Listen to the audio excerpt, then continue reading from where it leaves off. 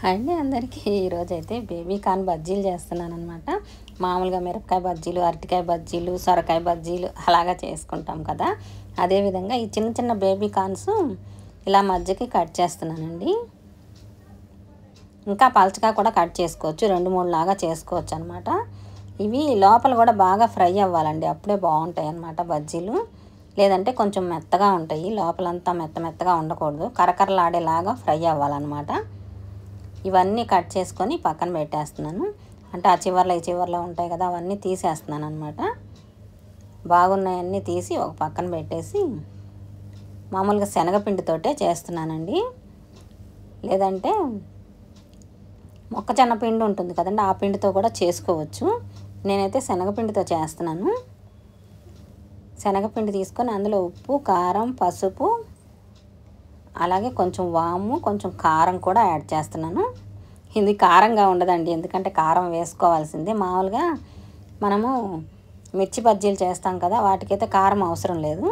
ఇందులో అయితే మాత్రం కారం తప్పకుండా వేసుకోవాలి, ఇవి చప్పచప్పగా ఉంటాయి కాబట్టి. ఇదంతా మామూలుగా బజ్జీ పిండిలాగా కలిపేస్తున్నానండి.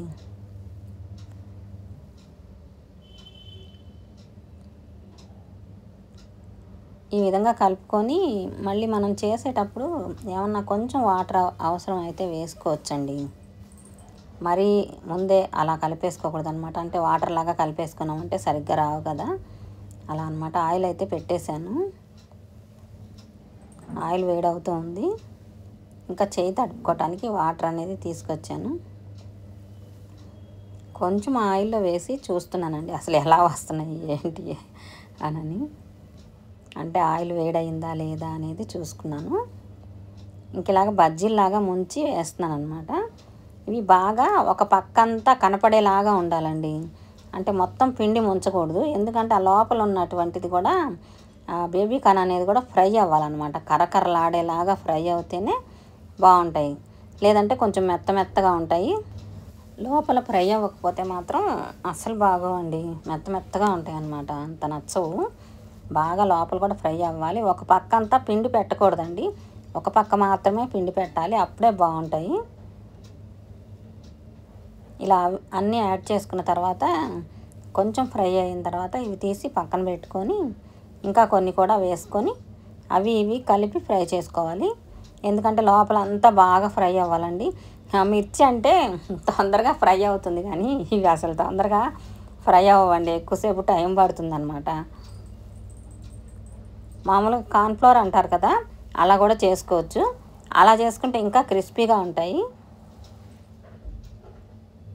అంటే కొంచెం కార్న్ఫ్లోర్ కూడా ఈ శనగపిండిలో యాడ్ చేసుకోవచ్చు నచ్చితే.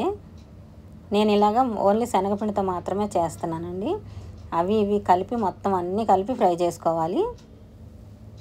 ఈ తేజ వచ్చాడు, ఏంటమ్మా మొత్తం పిండి పెట్టేసావు, అంతా ఓ పక్క అసలు రాలేదని చెప్పి ఆ రాని వైపున తీస్తున్నాడు అనమాట. లేదంటే లోపల ఫ్రై అవ్వకపోతే బాగోవు కదా.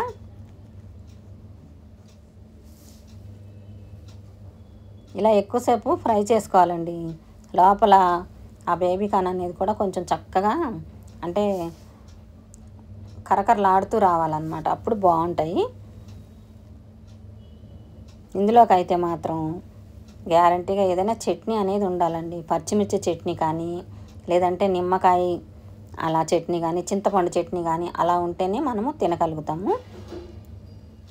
బజ్జీలకి అయితే మాత్రం లోపల కారంగా ఉంటుంది కాబట్టి, మిర్చి ఉంటుంది కాబట్టి పర్వాలేదు. వీటికి మాత్రం ఏదైనా చట్నీ వేసుకొని తింటే మాత్రం బాగుంటుంది. ఇవన్నీ బాగా ఫ్రై అవుతూ ఉన్నాయండి. ఇదిగో చూసారా, అంత ఎర్రగా అయిపోవాలన్నమాట. బాగా ఎర్రగా అయితేనే అది బాగా వస్తుంది అన్నమాట. అదిగో ఒక పక్క అంతా ఇలాగా ఓపెన్ ఉండాలి.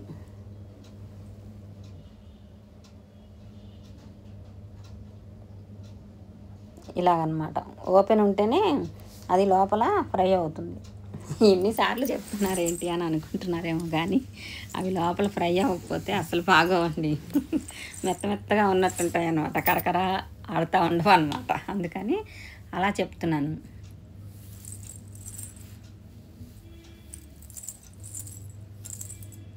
అన్నీ ఫ్రై అయిపోయినాయండి, చక్కగా అయినాయి అనమాట. అదిగో లోపల చూసారా ఎర్రగా వచ్చిందనమాట. అలా రావాలి, అలా వస్తేనే బాగుంటుంది. ఇవైతే చట్నీ లేకుండా అస్సలు తినలేమండి, చట్నీ ఉండవలసిందే.